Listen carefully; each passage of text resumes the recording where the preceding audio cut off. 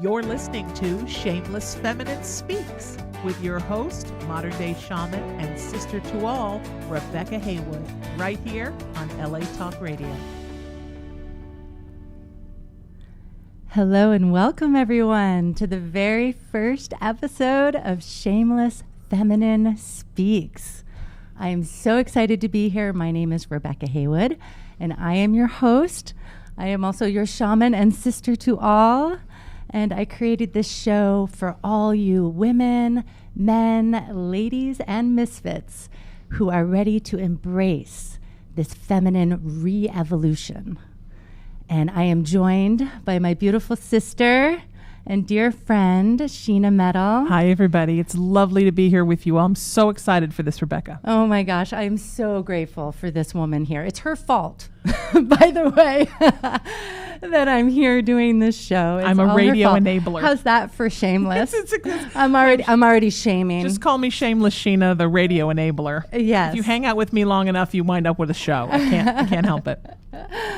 Exactly. And, I'm just so happy. And I hope that, we've shared the links in various places on Facebook, on my business page, Shaman Sister, and in our Facebook group. I really hope that if you haven't already joined that group, please head on over there. It's called Shameless Feminine Speaks, of course.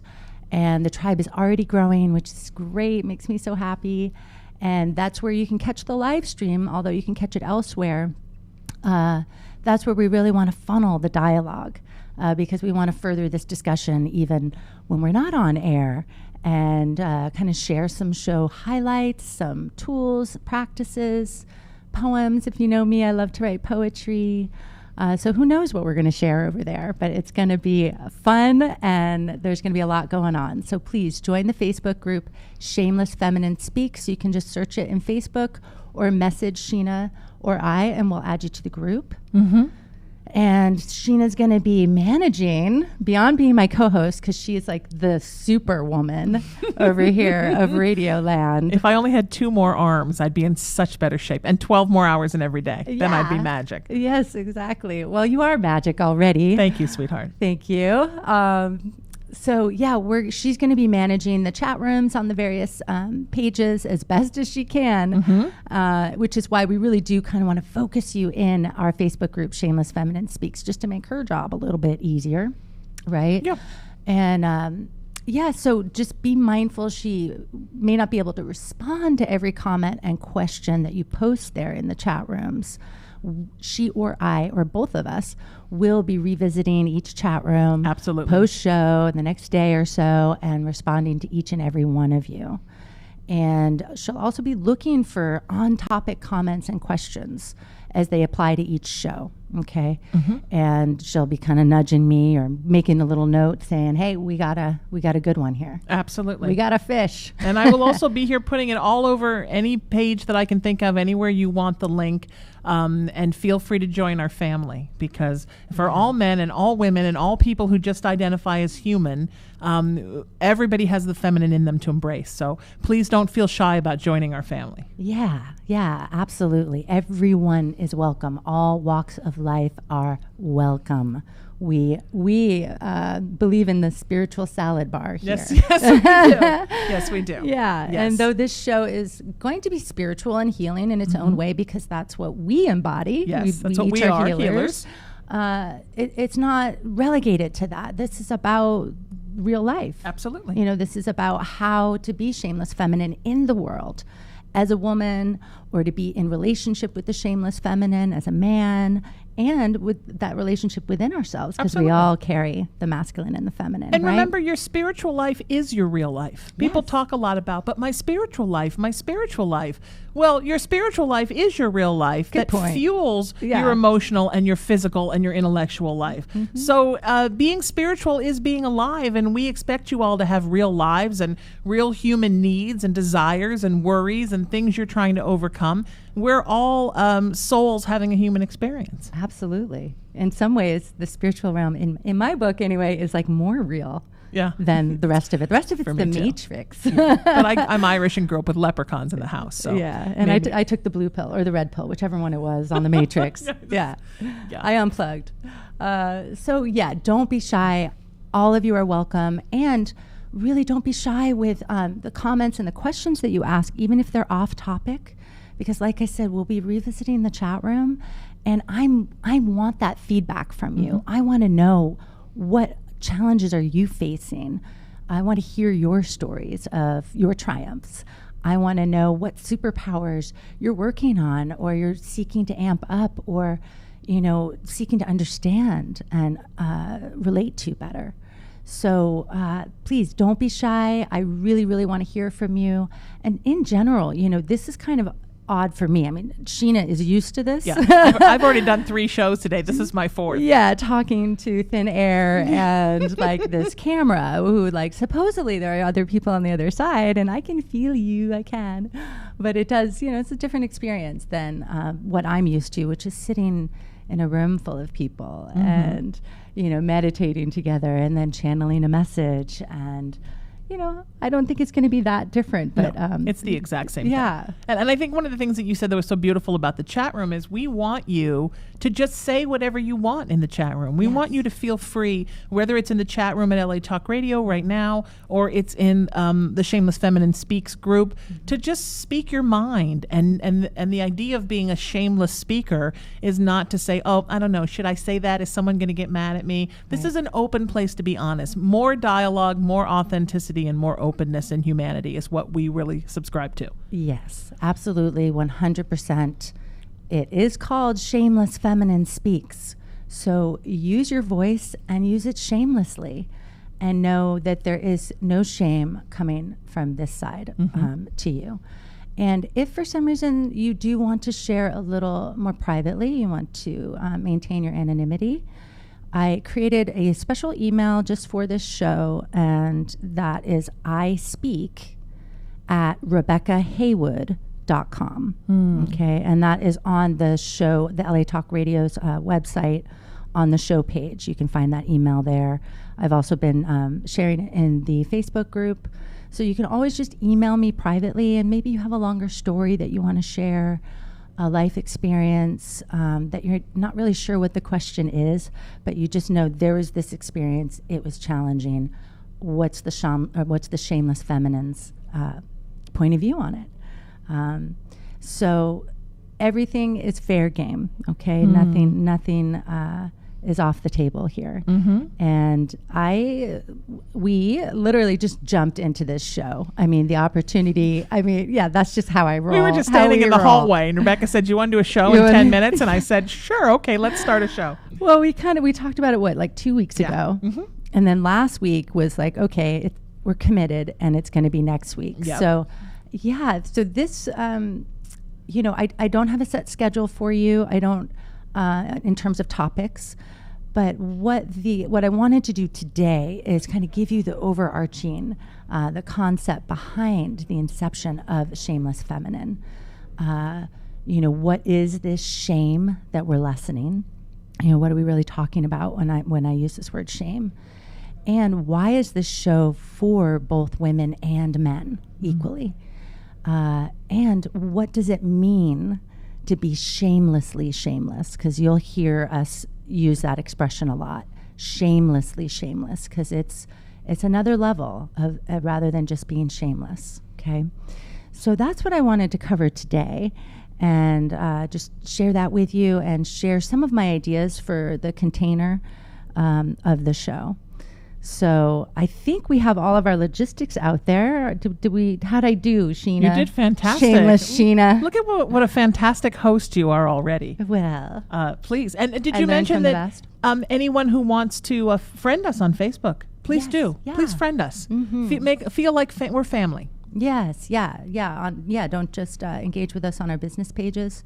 Get to know us personally, because it's all part of the package. So actually what I am going to do is I'm going to read. It's story time at Shameless Feminine Speaks. I'm going to read a little bit to you from this book that I contributed to called Shamanism in the New Millennium. And it's a collaborative book. Each chapter is written by a different shamanic practitioner. And, you know, I wanted to share the opening of my chapter in the book for a few reasons. One, it really says it all in terms of the shame that we're lessening, and really points to why this is truly a show for both women and men. And the other reason I wanted to read specifically from this book is because this is where the Shameless Feminine really got her voice within me. Although the idea, the concept of Shameless Feminine was birthed a long time ago through my own healing journey, and then as I was helping others to heal their sexual trauma. I really, and also just deepen their relationship with the feminine. That was just always a big passion, and just kind of where I found the focus of my work with people going. And but this book is really where the Shameless Feminine found her voice, and where that call to really create something with it, to really deliver this message to the world, where it really became quite undeniable. So here goes. Let's dive in a little. And my little bookmark, my peso. It's just 1 peso. It is just 20 pesos. So, so this chapter, just to give you a little background, it's very personal. It is about my journey of healing, of using shamanism to heal sexual trauma. It was kind of a repeated event in my life from a very young age, and followed me all through my shamanic training with my grandmother, Madre Sarita. So, it's quite the journey, this chapter, this story, and it was an incredible journey writing it. So, the title of the chapter is Exorcising the Ghosts of Sexual Trauma and Their Secret Shame. Memory can inhabit us like a ghost, possessing our mind with story and our body with emotion. In some cases, it is a temporary resurrection that is harmless or even beneficial. We remember, we reconcile, and we let go. We give up the ghost. Yet certain memories sink into our bones, especially when they come with trauma. The experience of pain, vulnerability, and fear activates our biology's drive to survive and adapt. We store the cellular memory as a defense mechanism, at the ready to freeze, fight, or flee. According to the study of behavioral epigenetics, emotional stress can even alter our genetic expression, passing trauma from generation to generation. The ghosts have teeth. Thankfully, science also suggests that our genetic expression is changeable through positive emotional experiences. Yay! And like radio shows like Shameless Feminine Speak. That's why we're here, my friends. That's not written in here, but there is one ghost, so ancient and so wounded that it recoils from sight. Feminine shame. In the patriarchal imprinting of our cells, we hold thousands of years of violence against women. Raped, burned, owned, and cast out of the garden. Abrahamic religions alone have left a deep mark on our cells and on our souls, permeating our culture and even our spirituality. The marginalization of the feminine lies at the root of humanity's sexual shame and is the cause of its broken heart. The masculine and the feminine at war, the human and the divine separated. This was our true fall from grace, and it has left us in a state of disconnection from ourselves, from each other, our nature, and this earth. Male or female, religious or not, we share this inheritance and all of its ghosts. Our feminine souls, our very selves, cower in the knowledge that he will kill us, while secretly agreeing we deserve it. And our masculine selves are either castrated by guilt or abandoned to an even older anger that pounds its chest as the motherless child. The world's battle between the sexes is a reflection of this internal war within ourselves, a broken polarity stuck in a feedback loop of shame, disempowerment, and trauma. Whew. So yeah, that's pretty intense and heavy, but of course it is, because we're talking about the shame that we are joining here as tribe to lessen. And this really speaks and says it so beautifully of why this show is for all of us, for women and for men. Because whether you believe in past lives or not, let's say you do believe in past lives, right? Then you have to accept that you weren't necessarily always a woman or a man, right? That you may have been the one burned at the stake, but you also may have been the one lighting the match, right? And even if you don't believe in past lives, as stated in my chapter, the science of epigenetics has shown that trauma is intergenerational. It's being passed down from womb to womb, from soul to soul. And that's not just in our lineage of women, it's in the lineage of our masculine forefathers as well. So even if you don't believe in past lives, the science in itself is showing what in our cellular memories we carry. And so that's why for me, this show really is for all of us, because we all carry feminine shame. All of us carry it. And just as we all carry feminine shame, we all carry feminine superpowers, okay? So in the aspect of, the masculine and the feminine, I guess you could say there's the shame. And really the shame that we're calling feminine shame, even though my chapter is focused on the sexual shame, it's so far beyond the sexual shame, right? Feminine shame, we shame emotions, right? Mm-hmm. We shame mothering as smothering, right? Intuition as woo-woo. Playfulness as a silly waste of time, right? We shame the feminine in so many different ways, and that includes women. We all are doing this. We all are carrying this feminine shame against ourselves, within our cellular memories, and also we are carrying it against our fellow humans, okay? So in that aspect, we're really talking here beyond just our individual biological genders, okay? Gender is not just about biology, and our existence here on this planet and in this body is not just of the body, right? We have experiences that are not of the body, right? The spirit, the soul. And our soul is genderless. Mm-hmm.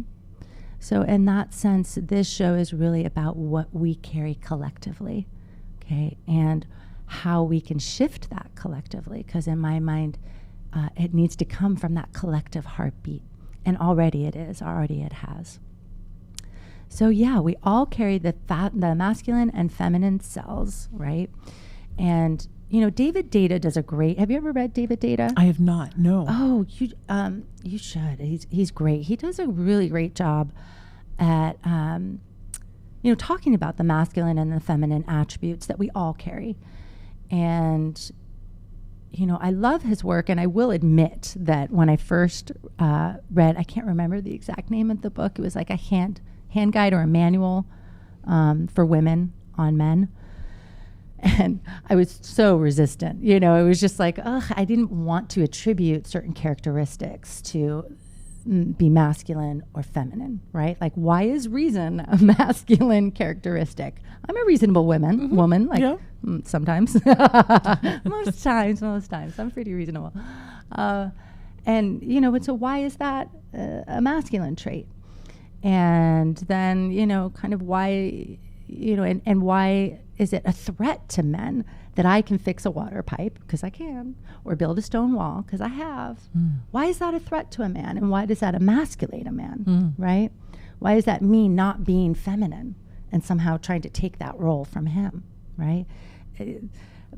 Sitting next to my man watching a Hallmark movie, him crying at the Hallmark movie doesn't effeminate me, Right. I don't feel less of a woman or less permission to be a woman. So I really did kind of feel this resistance, and at first kind of read the book with my arms crossed. And but as I surrendered and used that feminine superpower of open-mindedness and surrender, I just I realized that he had created a language to talk about it. And even he admits this, that it's not necessarily that these things are masculine or are feminine, but we need a language to talk about it, because we do, you could equate it to yin and yang, right? And so it's just talking about those yin and yang energies, really. And so, I love his work for that reason. If you haven't read any of his work, I highly recommend. And he does all kinds of recordings as well, like books on tape and all kinds of stuff. So if you're not a reader, you can listen, and he's great. He's very entertaining. So yeah, that's that aspect of, that we all carry these attributes, and that's what I call the feminine superpowers, right? It's beautiful. Yeah. And so on this show, we will speak about feminine superpowers and really focus, each show, and maybe we might even have to focus an entire month on a particular feminine superpower. Okay. Because I have a feeling there's going to be a lot to talk about with each one. Absolutely. Because I want to walk it through, not just, here's the superpower and use it. I really want to help you heal the shame against it, right? That's the step. Heal that shame against it. Make it a shameless feminine superpower again. And then, walk it through. How do we live in life with this superpower? How do we express it between sisters? How do we express it with the men in our lives? How do men relate to us with it? How do we do this? Because, it's not always accepted in this society to be shamelessly feminine. Right? Absolutely. Yeah. So that's that masculine and feminine, and why this show is for all of us. And what I want to say is, just as we all possess the feminine shame, we all possess the feminine superpowers. And, that really, that shamelessly shameless, I guess that's the next place to go. Shamelessly shameless, okay? That is an expression that you're going to hear me use a lot. Shamelessly shameless. So what does that mean? Okay, if we all have kind of cast Eve out of the garden, so to speak, within ourselves and within society, then what does it mean? How do we get back to the garden? And what does it mean to be shamelessly shameless? Because that's, to me, the medicine back to the garden is that shamelessly shameless. So shamelessly shameless to me is without shame, of course, but also without blame. Okay, that's the key. Right? Without blame. Let us not merely displace the power, right, onto women and the shame onto men, right? And let us not merely, let's not flex our muscles, against our feminine gifts, right? This is an all embracing. That's what the shamelessly shameless is, and we don't do that we don't honor the feminine by shaming the masculine. That's really important. You'll see if you read my chapter, if you have read my chapter in Shamanism in the New Millennium, that was like the final piece of medicine was really, it wasn't even forgiveness. It was a place of not even needing the forgiveness, of just seeing the wound that this man, as he was raping me, I could see his wound. I could see that abandoned child in him, lost to his divine feminine, and that's what he was seeking. That's what he was trying to possess in me, really. And that's where his anger came from, all of that guilt. So to me, it's really, really important to me. That's why Sheena always makes fun of me. Like, you just love boys. Like, what's wrong with you? Oh, well, you have retreats and you give guys like $350 off. And I'm like, well, no one ever gives men a special treat. I know, right? Men have gotten nothing in this world till Rebecca Haywood came along. I do tease you about that. I know. You love to tease me. Because you're always so worried men are going to get lost. And I'm... Well, in the spiritual, with retreats and all of these gatherings, it tends to be like a 60-40 split, at least at mine. And that's good. And that's strong, that's a lot of men.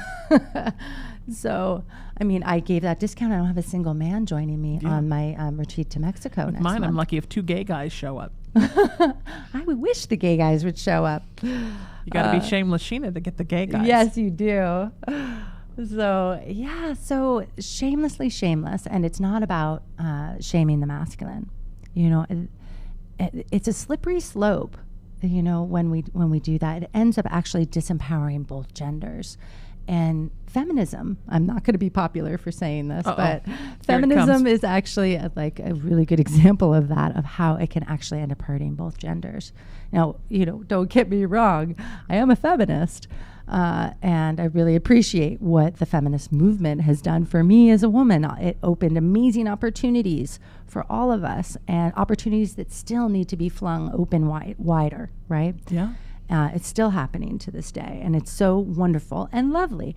And yet, feminism kind of hurt us, okay? As in our full expression of our feminine. We ended up kind of shaming our feminine. That to me was, we were kind of flexing our muscles in the face of our feminine gifts. And you could say stay-at-home moms, beauty queens, strippers, became enemies of the feminist revolution. Well, I think of the radical feminist movement. Yeah. I think anything taken to its radical place almost comes full circle back to where it started. Sure, in that not a push good of way. the pendulum all the way to the other spectrum. I think the idea of feminism is full empowerment of you being able to use your feminine gifts to do whatever you want with them, whether you choose to become a nuclear physicist or a taxi dancer. That is completely your use of your feminine. And if you want to become a taxi dancer to make enough money to go to school to become a nuclear physicist, then that is your right as well. And other women shouldn't be shaming women for what they do. Yes, absolutely. And I agree that heart of feminism was true and stays true. Yes. And yet there is a little subtle, there is a faction of feminism that, yes, is very much, if you don't burn your bra and put women above all things, then there's something wrong with you. Oftentimes, those are the women that then don't, in their actual lives, put their sisters above all things. Right. Those are women that talk the talk, but they don't walk their talk. Right. So they're saying, women come first, and let's take over the world and push the men out, and yay, yay, yay, rah, rah, rah, Amazonia forever. Yeah. But then when push comes to shove, they're throwing women under the bus for not being the kind of women they think they should be. And men too. Right. Right? Yeah. That's that shaming of the masculine. That's not being shameless. The poor men, right? Just suddenly, I think so many of my male friends kind of feel like their manhood is on probation. Can any of you guys relate to that? Your manhood is on probation. You don't know what the rules are anymore. And it's do I pay for dinner? Do I hold the door open? Do I appreciate out loud how that dress that's hugging her curves, is so beautiful on her? Or is that a slight to her power, right? It's really, I feel for men. I feel for my male friends. They really are kind of sometimes I'm not even sure if I'm allowed to hug a woman anymore with the hashtag #MeToo movement, right? It's a challenge for you guys. So I want to help you guys kind of come back to center. I want to help all of us come back to center. And it's not by shaming you. I want to hear from you. What are your questions? Other women want to hear from you. And we all want to kind of give you our honest, Because I certainly used to be that woman. How dare you open the door for me? What, I can't open a door? Oh, I was never that woman. Oh, I was. I'm so thankful for any kind of chivalry, manners, whether it's a man opens the door, a woman opens the door. I think manners never are wrong. I was just talking, interestingly enough, to a guest earlier today on one of my shows about this, how we both grew up doing musicals. So, grew up in a room with 100 people and we're all changing in front of each other. Yeah. We're all making jokes and flirting with each other, but nobody ever thought there was anything inappropriate about it. And that as the Me Too movement settles itself out, we'll find that gray area.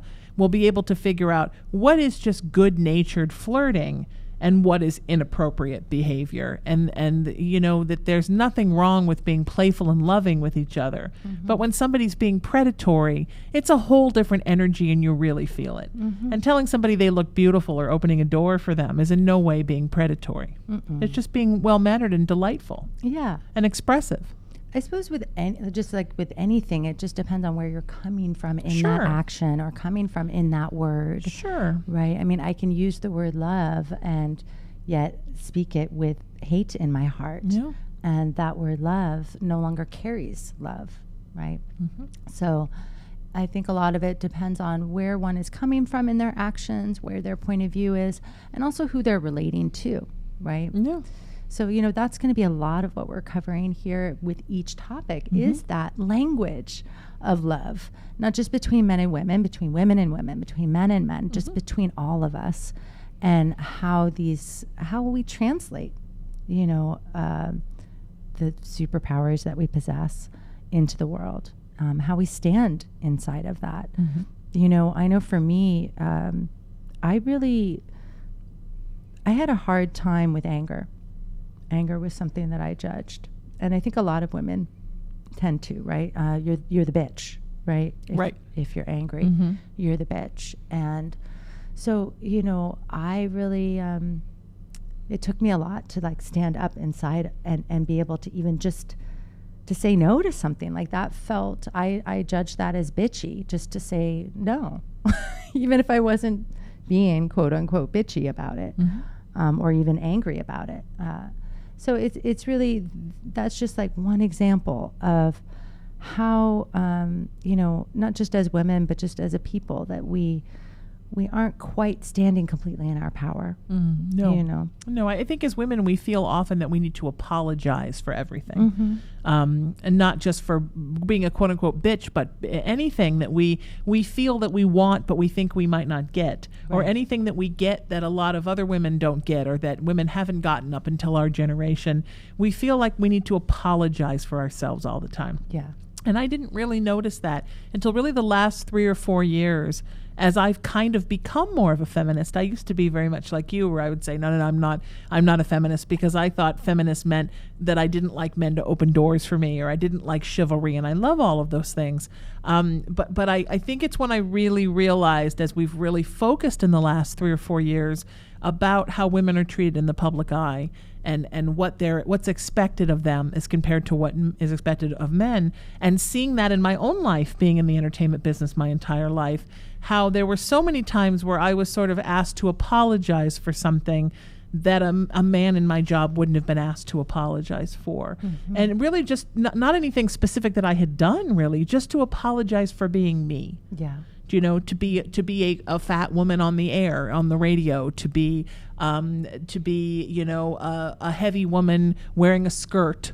I mean, all these sort of things that are imposed upon us, that, you know, pretty girls act this way, and, you know, fat girls are funny, and smart girls aren't sexy, and all these boxes that are imposed upon us, that it's time for us to say, no. Everybody should be judged, men and women and people who don't identify as either male or female, based on their individual attributes and beauty, not based on what society has decided. You're this girl, so you belong in this box. And here Rebecca and I are, right? Two very different girls that would be put in two very different boxes. Right. And that's what I mean, are you willing to share? I'll share anything you want. Okay. So this is one of the many reasons why I'm so grateful for Sheena's presence here, and why it's just so perfect. Even though we may look like we're in like different boxes and that we come from different places, very much we come from the same place. And, you know, mine's definitely less extreme than what you were born into. But, you know, just to give you a little background of kind of why I really do embrace the masculine so much, and like what you see here today, very feminine. Very feminine. See, I can't even flip my hair. There we go. Goodness, I'm trying.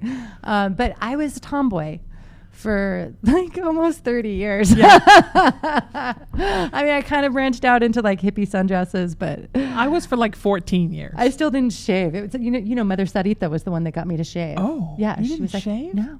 No. You were really that earthy New England girl, Oh yeah, you weren't could braid that stuff. Oh yeah. I'm Irish, so I got nothing. Oh, I got nothing. So Yeah. there's nothing no decision to make. well, yeah. So you know, I grew up with 3 brothers. I was the only girl, and yeah, I just really was a tomboy. And I was raised by my mother mostly. Right, we went to my dad's house on the weekends, but my mother was very independent, an Aries like you.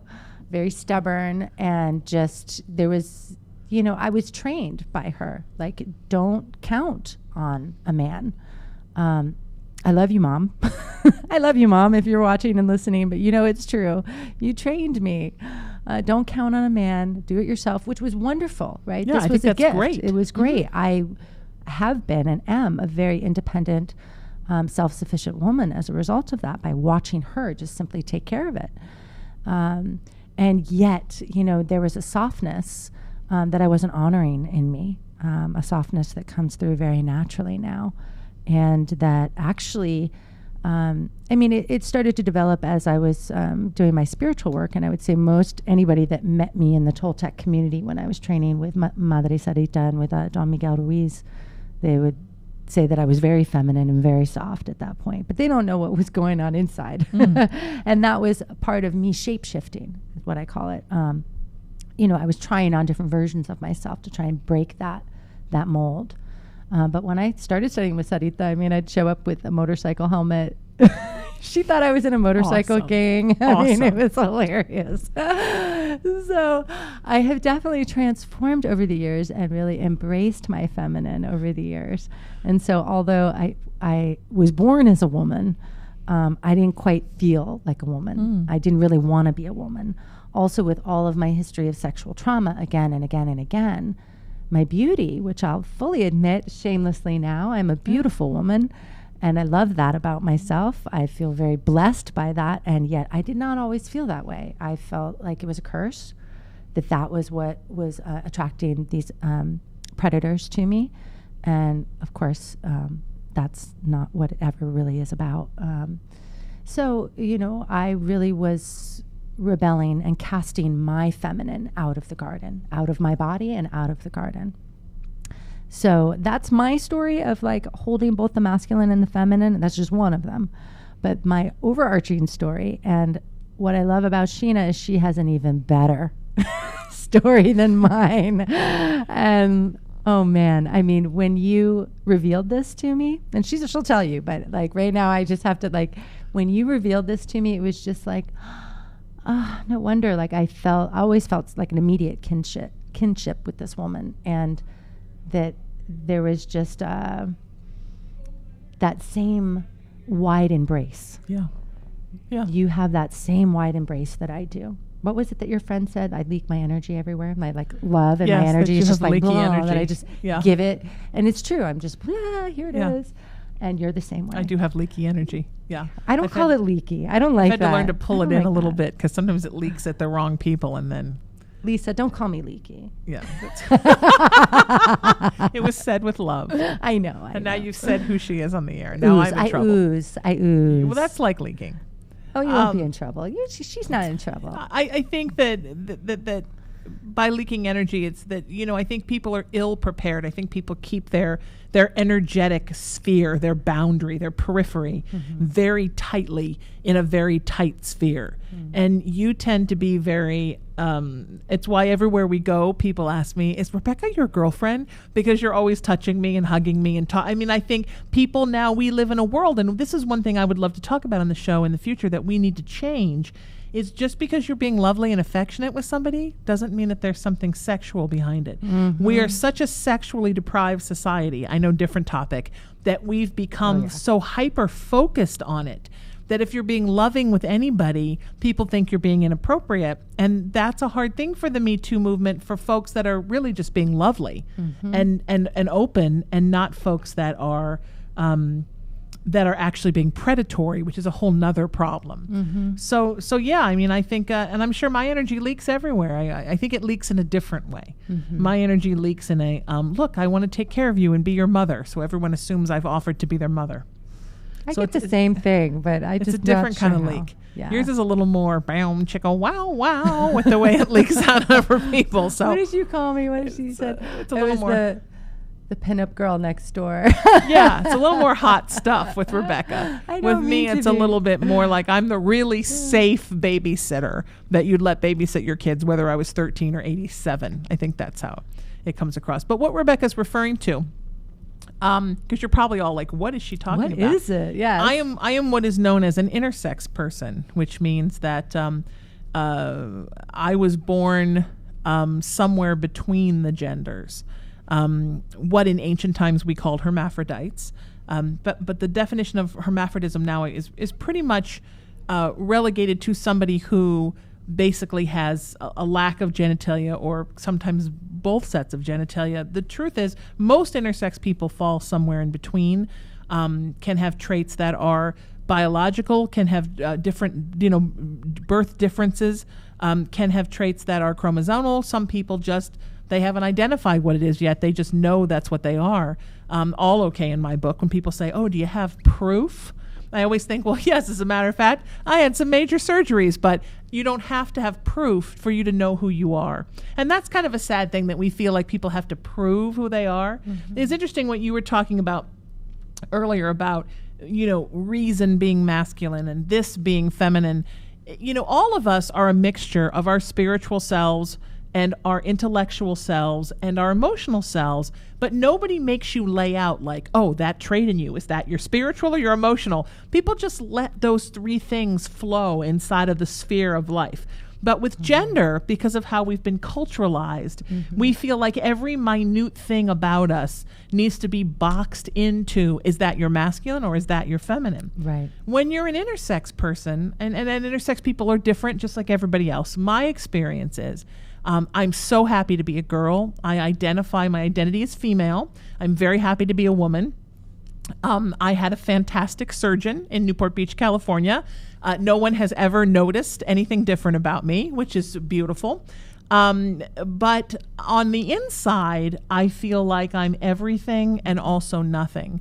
And a wonderful intersex friend of mine, Dr. Tiger DeVore, who is the man I discovered I was intersex through knowing, because as a child, nobody told my parents anything, because of the kind of condition that I had.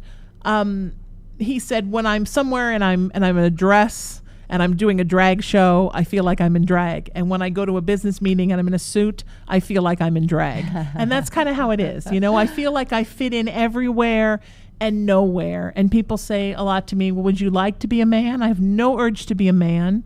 Although I think sometimes I don't feel like I'm as female-y, like my femaleness is as important to me as it is to other women. My femininity is extremely important to me because I think of that as a spiritual attribute.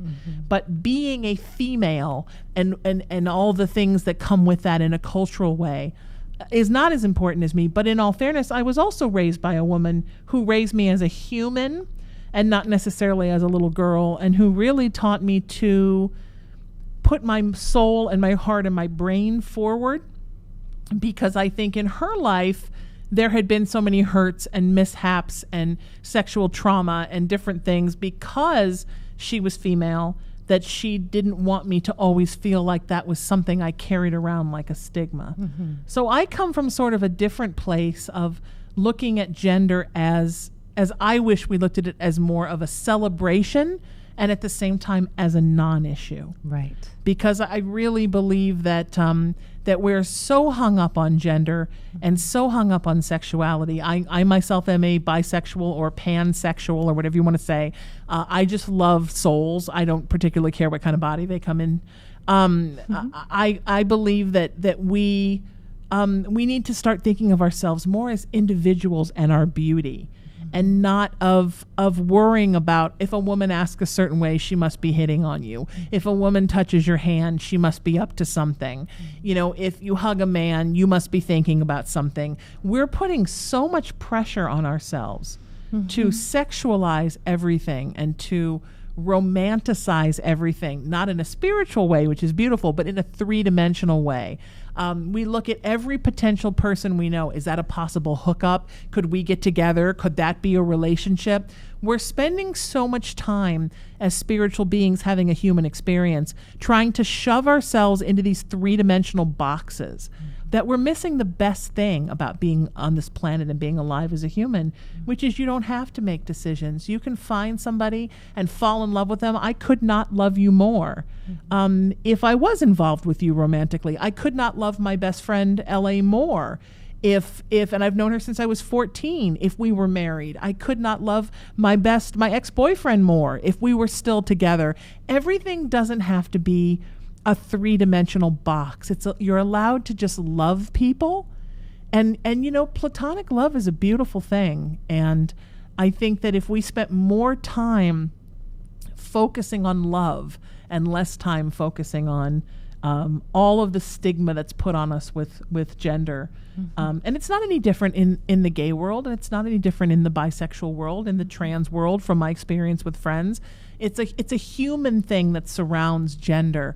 And for me, being shameless is taking the pressure off of myself and off of other people to just be who you are and act, be well-mannered and live in the light. Don't do inappropriate things. Don't take advantage of people. Don't be a predator, but don't feel like because you are a man or you are a woman or you're dealing with a man or a woman or a non-binary person who chooses not to identify, that you have to act a certain way or get weird or feel weird, because then you're also not being authentic. Right. Well, it's that gender. I think the key here is that gender is not about our biology. That's not the gender that we're speaking about. Yes, there is a biological gender to the skin that we're in. And yet the differences between the sexes, I think you agree with me, are actually 5% not, they're not that great biologically. But in terms of how we have been encultured, those differences are vast. And that's really what my message is, the Shameless Feminine message is to dissolve all those enculturations, to dissolve those differences, to dissolve the polarity that is manufactured, right? Allow the natural, allow the natural, but also let's stop being so identified by this body and by the biological gender and reach beyond to a deeper connection with each other. So, that's really what this show is going to be about. I know what time do we have to cut it at?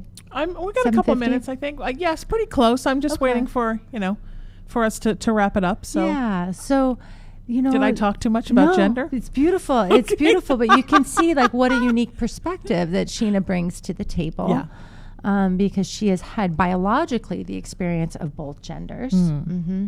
And she knows that it doesn't make a difference, right? When you chose to be a woman, not a whole lot changed for you other than the skin. No, I mean, they assigned me as a woman when I was little because my conditions were internal, so they didn't bother to look.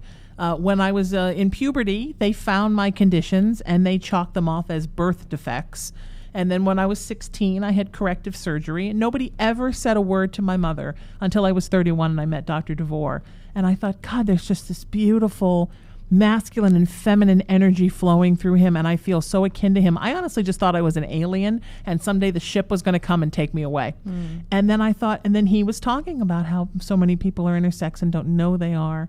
And I was in a bathroom at the commercial break. I was working on the Howard Stern station, and I suddenly remembered the surgery I'd had when I was 16, and I called my mom in tears at 1 a.m, and I said, I think I know who I am.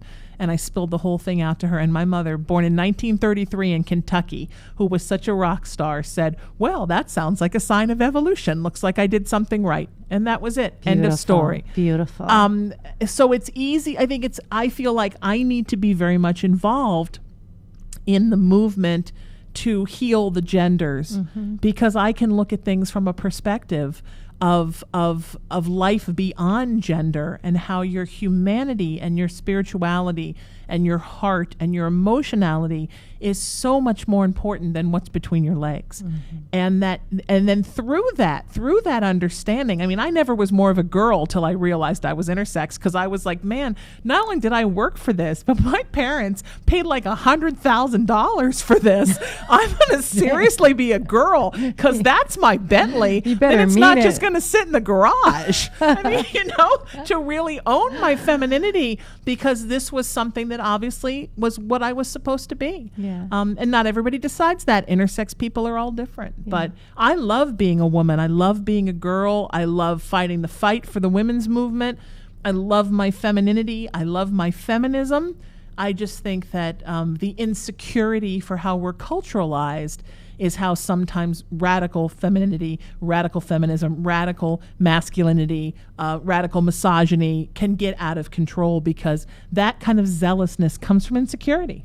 Yeah, and even if you feel like, oh, I'm not of that radical edge, right? Yeah. I'm not on that flip side of the pendulum. Those radical movements are a reflection of that subtle undercurrent that we all already hold in ourselves, that we all have been enculturated with. And so that's what we're going to be talking about, all the different ways that we shame, and all the ways that we can lift that shame and transform the shame into a superpower.